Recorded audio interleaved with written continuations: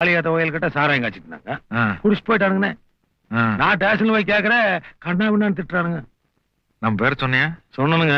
அதுக்கு அந்த ஆளு சொன்னு வைங்க, அவனை இங்கேயே தூக்கி போட்டு மிதிச்சு போடுவீங்க. என்ன கெட்ட வார்த்தை திட்டுறானுங்கண்ணா. சரி விடு, நான் பாத்துக்கிறேன். ஏன்பா என்னமோ நம்ம பசங்க எல்லாம் சாராயம் காய்ச்சான்னு புடிச்சு உள்ள வச்சிட்டியாமா? சாராயம் காய்ச்சறது சட்ட விரோதம் சார்.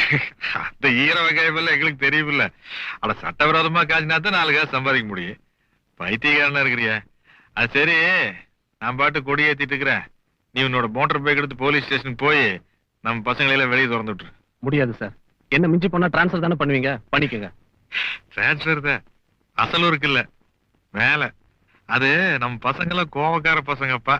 மறந்தா அப்படி கொலை போட்டாலும் படி போட்டுருவாடுங்க. நமது தொகுதியின் சட்டமன்ற உறுப்பினர் மாண்புமிகு நாகராஜ சோழன் அவர்கள் தேசிய கொடி ஏற்றி வைப்பார்கள்.